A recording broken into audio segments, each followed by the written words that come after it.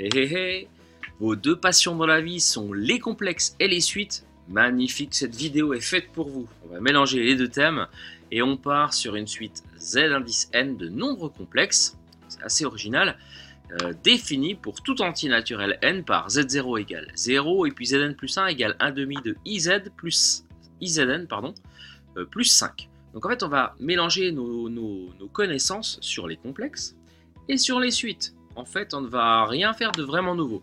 On a un nombre z indice a qui a pour affixe 4 plus de i.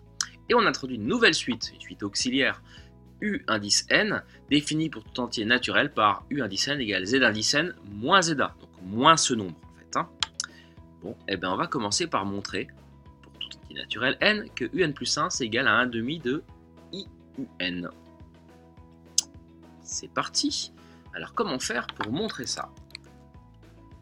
On va peut-être commencer par voir ce que c'est que u indice n plus 1. Alors c'est quoi u indice n plus 1? Qu'est-ce qu'on a comme information sur u indice n plus 1? U indice n c'est zn moins za. Donc u indice n plus 1 ça va être z indice n plus 1 moins za. C'est-à-dire z indice n plus 1 c'est 1 demi de i, ça c'est un nombre, 1 demi de i, fois zn, plus 5, et puis za c'est ce truc là, moins 4 plus de i. Qu'est-ce que je peux faire là? Réduire un peu, 1 demi de i, z indice n, plus 5, moins 4, moins de i, c'est-à-dire encore 1 demi de i, zn, plus 1, moins de i. Voilà, Zn, je connais rien de spécial sur Zn, à part sa relation de récurrence. Est-ce que j'ai ce qu'il faut? Pas trop. Mais vous savez que pour montrer une égalité en maths, parfois, on part des deux côtés. Donc là, j'ai exploité le côté un plus 1.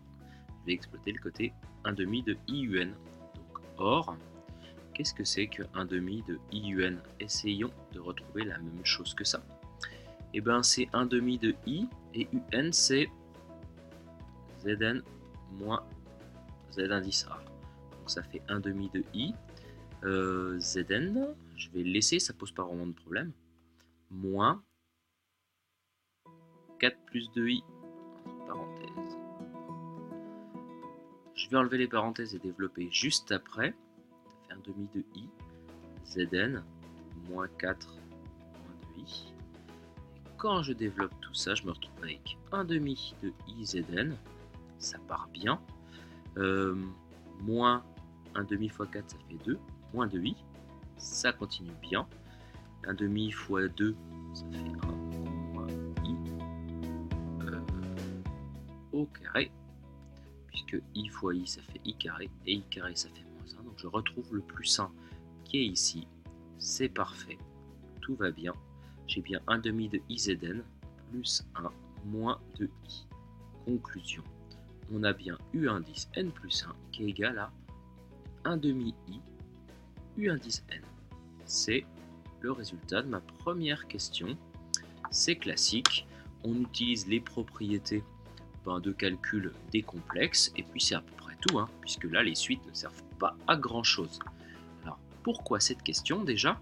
Eh bien c'est particulier, c'est une suite de nombres complexes, mais ça s'apparente, si vous comprenez que 1 demi de i c'est un nombre, ça s'apparente à une espèce de suite géométrique.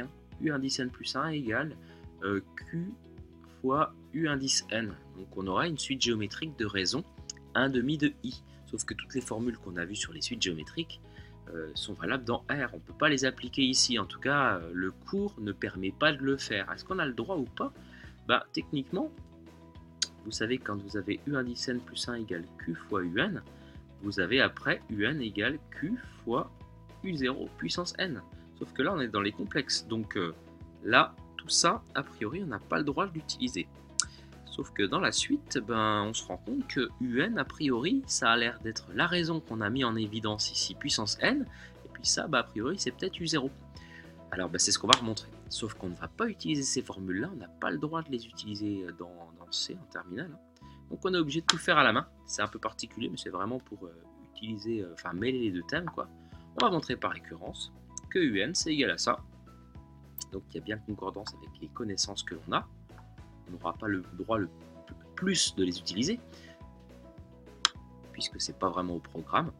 Mais en tout cas, on va le remontrer par récurrence. Donc on commence par poser une propriété, vous le savez, posons pour tout n appartenant à n, la propriété Pn qui dit que donc U indice n, ça va être égal à 1 demi de i puissance n fois moins 4 moins 2i. Et donc on va initialiser. On va commencer par 0. Donc le temps que j'écrive ça, je vous laisse mettre sur pause. Moi je vais déjà l'écrire histoire de gagner un peu de temps. C'est parti, c'est à vous. Voilà pour l'initialisation. U0 c'est Z0-A, vous remplacez et on trouve moins 4 moins 2i. Or, ça c'est fait. Ici quand je remplace n par 0, ça fait 1 demi de i puissance 0, donc 1, et il reste moins 4 moins 2i, donc tout va bien. P0 est vrai. On passe à l'hérédité. L'hérédité, on va supposer qu'il existe un entier K, un rang K, qui n'a pas de condition particulière sur lui, donc un entier K, tel que PK est vrai. Qu'est-ce que ça veut dire PK est vrai? C'est-à-dire que U indice K, on va admettre que c'est égal à 1 demi de i puissance K multiplié par moins 4 moins 2i. Et nous, on va partir de UK plus 1. On aimerait bien montrer que UK plus 1, je vais mettre le résultat ici, c'est 1 demi de i puissance K plus 1 fois moins 4 moins 2i. L'indice intervient juste ici. Si on a ça, ça voudra dire que PK plus 1 est vrai. Donc en fait, que P est héréditaire. Je répète, PK plus 1 est vrai, on ne met pas pour tout cas. Puisque c'est pas pour tout cas, c'est pour un cas un peu spécial. Donc voilà, à vous de remplir l'hérédité. Un indice, il faut se servir de la question d'avant. N'hésitez pas à mettre sur pause et puis on en reparle dans 2 secondes.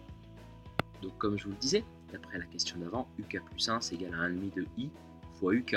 Ça vient de la question petit a. Et puis donc 1 demi de i, je vais le laisser, mais qu'est-ce que UK par hypothèse de récurrence? C'est ici. U indice K, c'est 1 demi de i puissance K fois moins 4 moins 2i. Donc ça vient de l'hypothèse de récurrence. Ceci, c'est égal à ceci. Et puis donc pour terminer, on a 1 demi de i fois 1 demi de i puissance K. Donc ça donne 1 demi de i puissance K plus 1, facteur de moins 4 moins 2i. C'est exactement ce qu'on voulait. Donc on va pouvoir conclure que PK plus 1 est vrai. Et là, on fait une conclusion. Comme toujours, vous avez P0 qui est vrai, P a été initialisé en 0, P est héréditaire à partir de quoi? À partir de 0, il n'y a pas de condition particulière.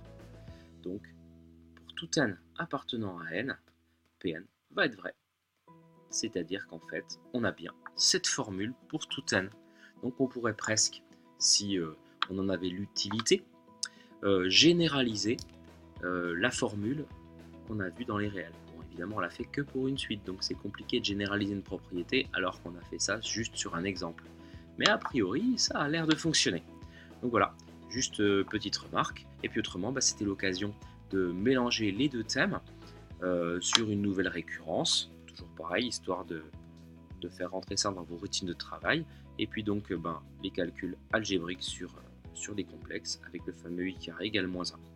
On reparlera pas mal de complexes et de suite sur la deuxième partie du cours sur les complexes parce qu'on aura à notre portée la forme exponentielle qui se prête bien à ce genre de choses.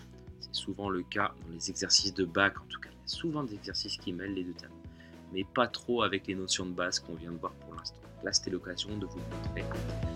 Et écoutez, à bientôt pour une prochaine, car l'aventure continue.